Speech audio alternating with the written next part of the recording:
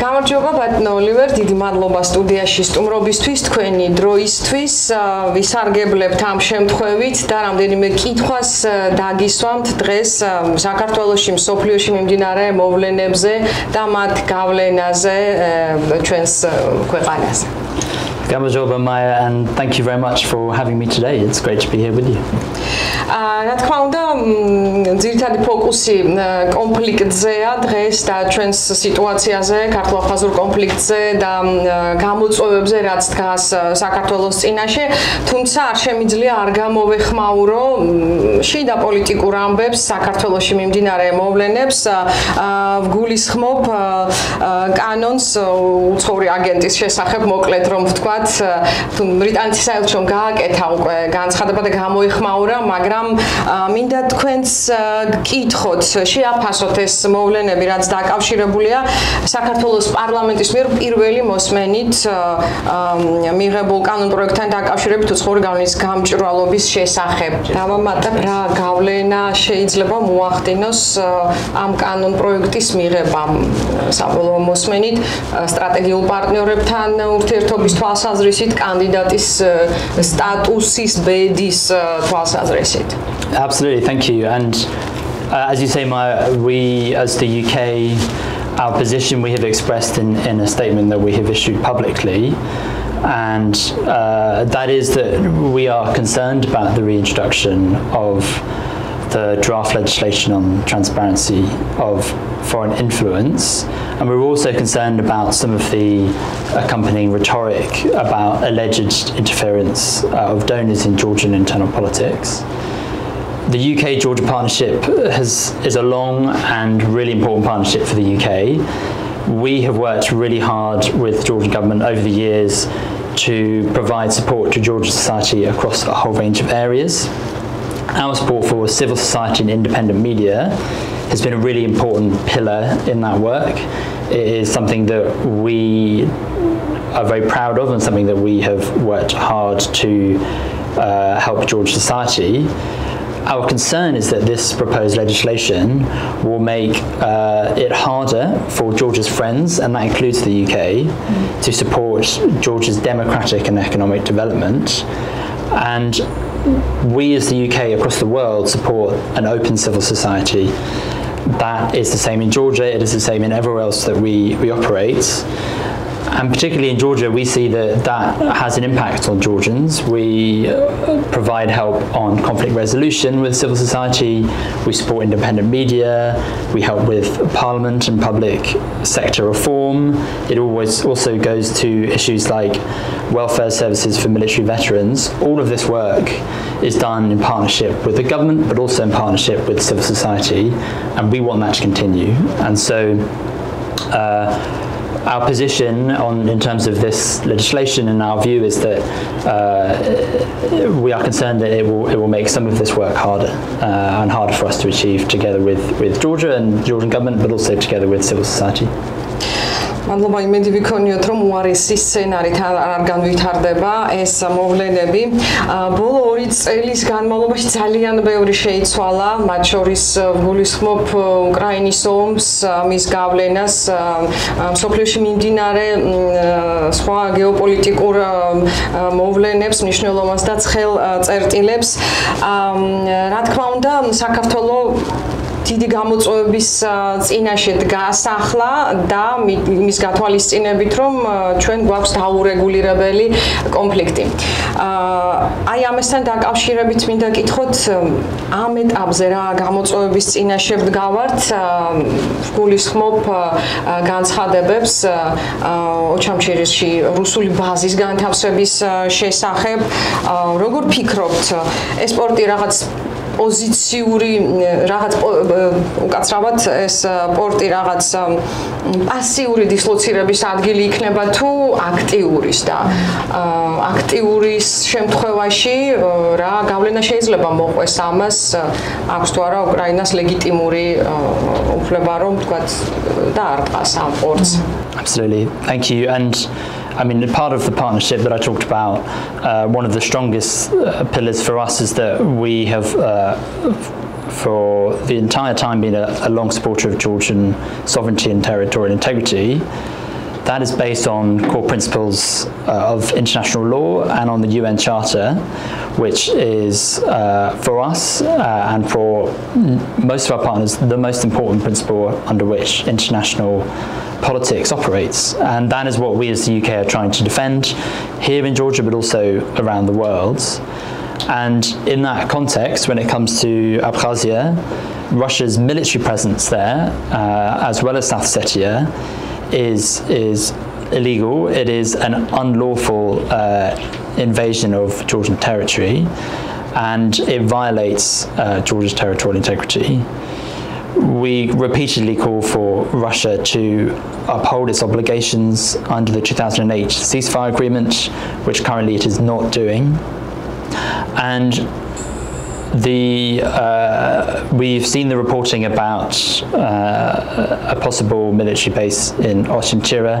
I cannot say what the intent is. It's not for me to do that.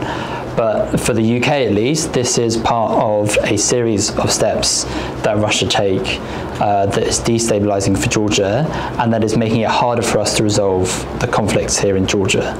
So we see it as a problem. We think that it will make it harder to achieve conflict resolution, and ultimately it violates the basis of international law, along with many of the other efforts that Russia is doing currently in the regions. თქვენ კონფლიქტების მიმართულებით მუშაობთ და ყოველთვის საინტერესოა ექსპერტების მოსაზრება ამ საკითხთან დაკავშირებით და საინტერესოა ასევე პარალელები. აი ამ ტიპის კონფლიქტზე თუ შეიძლება ვისაუბროთ, მსოფლიოში პრეცედენტი თუ არის ან დარეგულირების ამ ტიპის კონფლიქტების რა პარალელები შეიძლება გავავლოთ ამ შემთხვევაში? Of course, I would start by saying, of course, no conflict is the same. Every conflict around the world has its unique circumstances. I think for me as a citizen of the United Kingdom, the experience of Northern Ireland is probably the one that I can draw on the most. If I go back to the 1970s, 1980s, 1990s, there was real conflict in the UK and in Ireland. There was violence on the streets of London and other cities, and that now in 2024 we no longer have that level of violence, and that has come through a long process of confidence building, of building trust between the parties involved. It's come through dialogue, quite often discreet dialogue that's not public, that helps build that trust. It's also required risk. It required risk on the part of the UK government. It required a risk on the part of organisations in Northern Ireland that were part of the conflict. But ultimately, that kind of dialogue led to an agreement by the parties that it was in their interests to resolve the conflict peacefully and through political dialogue. And I'm not saying that is by any means easy. I have also worked in other parts of the world. I've worked in Somalia, I've worked in Iraq. I've seen that the trauma that comes with conflict. I've seen how hard it is for societies and citizens to overcome what can be traumatic instances of the kind of worst violence that humanity can conduct. But I think what I have learned in those experiences is that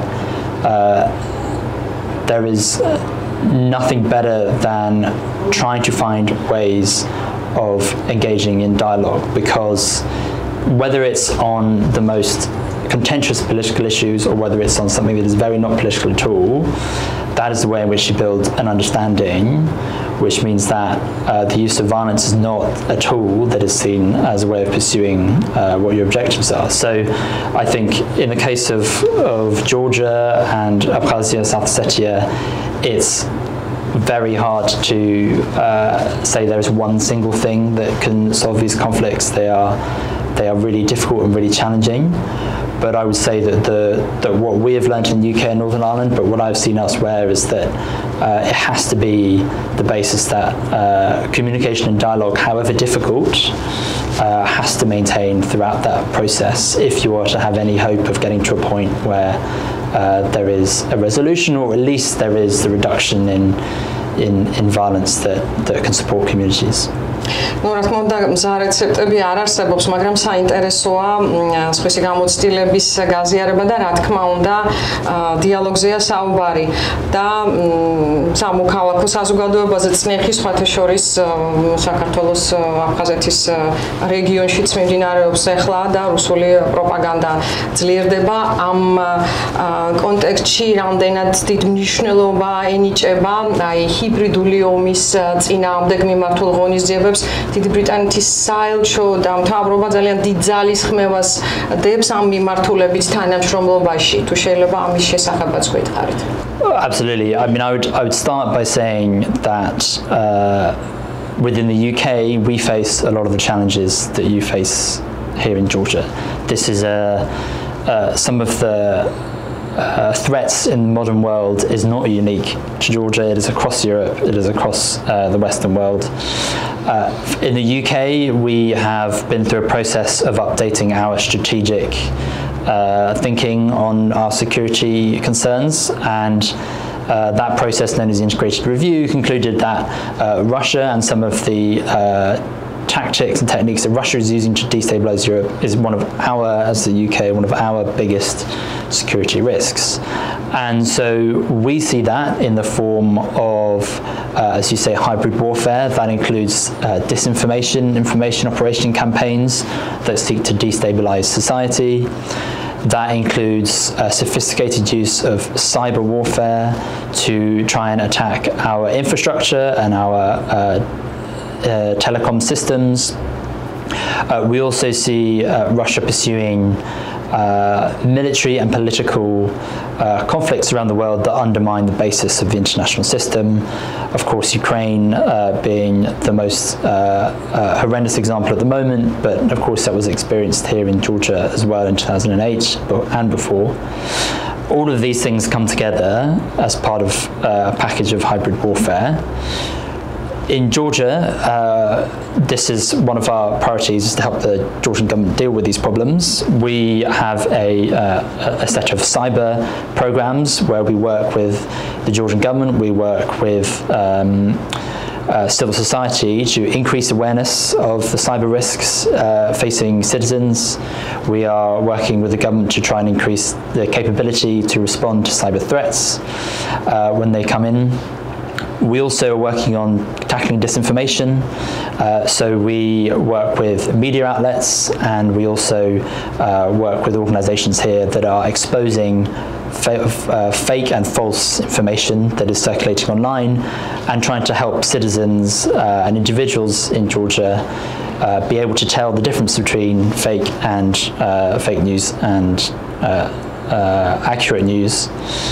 And then we're also, of course, working on the conflicts. Here we have a huge package of work that we're doing on conflict resolution that is trying to help communities around this region of Western Georgia, but across Georgia, to resolve and communicate with communities across Abkhazia and South Ossetia. We see that as really important because it's the kind of tensions between those communities that Russia is trying to increase as a way of destabilizing Georgia. So it's really important for us that we're working with those communities directly so that they can overcome some of those challenges. This is not unique to Georgia. My Prime Minister is in Poland right now, and yesterday he announced £500 million of additional support for Ukraine. A huge amount of what we are doing is focused there as well in trying to counter what is an unprovoked, barbaric and premeditated attack on Ukraine's sovereignty. And so, you know, whether it's in Georgia, whether it's in Ukraine, I think what's really important for us as the UK government is that we are working with our partners across this region who are on the front line of a lot of these threats, and we are trying to do as much as we can to give your societies and your governments the capabilities to deal with those challenges. Შტამბეჭდავია ბრიტანეთის მხარდაჭერა უკრაინისთვის და საქართველოსთვის და მადლობა ამისთვის. ისევ გეოპოლიტიკურ გამოწვევებს რომ დაუბრუნდეთ, შავი ზღვის რეგიონი, მათი აქტორები და ინტერესები, უკრაინაში ომის ზეგავლენა, შავი ზღვის აუზის ქვეყნების უსაფრთხოებაზე, აი ამასთან დაკავშირებით რომ გითხრათ, როგორ შეაფასებდით ამ ვითარებას. აქვე დავამატებდი გარდა გამოწვევებისა, რა შესაძლებლობა შეიძლება გაიხსნას ამ ვითარებაში საქართველოსთვის, ანუ ჩვენც როგორ შეიძლება დავჭირდეთ პარტნიორებს. Absolutely, and as a country that borders on the Black Sea, Georgia has a very unique role to play in providing security here. I would say that the security of the Black Sea does not just impact on the states that surround it, it impacts the whole region, it impacts Europe. When the conflict in Ukraine started, Russian attacks on commercial vessels carrying grain that was being exported from Ukraine had a huge impact on global food prices. So we saw in countries across Europe, Africa, Asia, food prices increase significantly. And so in just that example, you see how the Black Sea as a theatre, what happens there affects what is happening in countries that are a long, long way away. So for us as the UK, we think it's really important that there continues to be freedom of navigation in the Black Sea. What does that mean? That means that commercial ships are able to move through that area without the threat of violence and force and attack by Russia. We are working as the UK to try and deliver that. We are trying to support with insurance for shipping so that they're able to carry on, and we are working with our partners to try and make it harder for Russia to attack those kind of ships. What does that mean for Georgia? Well, it has a huge impact on Georgia's economic stability.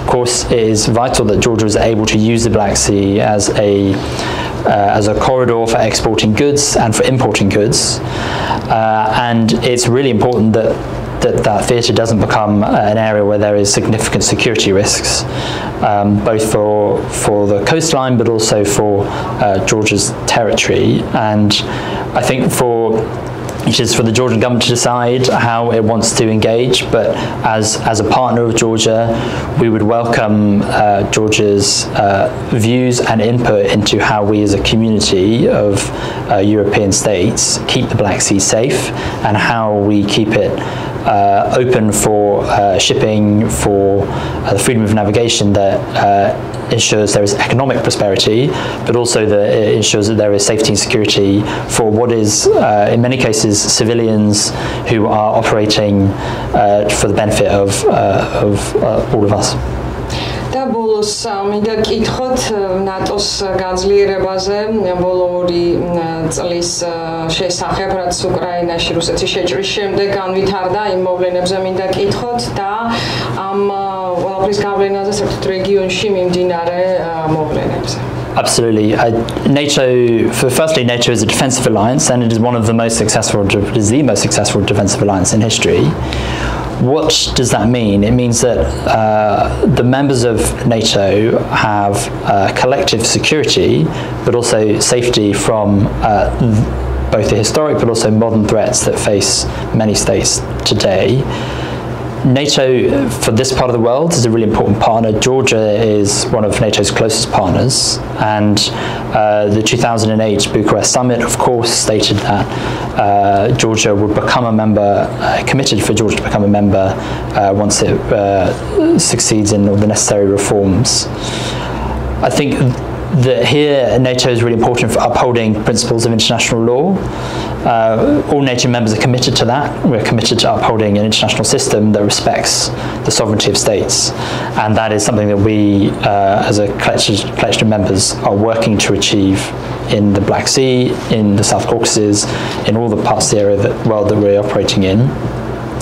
It can support, and in Georgia it helps support particular vulnerabilities, so NATO is supporting with support to Georgia's defence sector and other areas to combat threats, and also provides leadership around the world for how we can prosper as a series of nations in a world where there is an increased number of threats. certainly, as we move through the conflict in Ukraine, we are seeing a development of very sophisticated weaponry, of sophisticated military technology, and a big part of what NATO is working through at the moment is how we as an alliance respond to those kind of threats. What can member states like the UK do to share that expertise with partners? How can we help support the development of similar equipment for countries like Georgia so that they're able to defend themselves? What I think is probably the most important principle for NATO is that it has enabled all of its member states to have enough security and safety to determine their own future.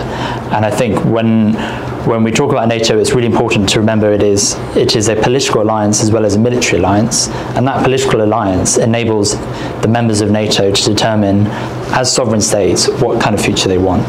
And that's the kind of principle that NATO is trying to support here, it's trying to support around the world, and hopefully we really welcome the partnership that NATO has with Georgia, and we continue to work forward on it, and really hope that that is equally continues as long as we can.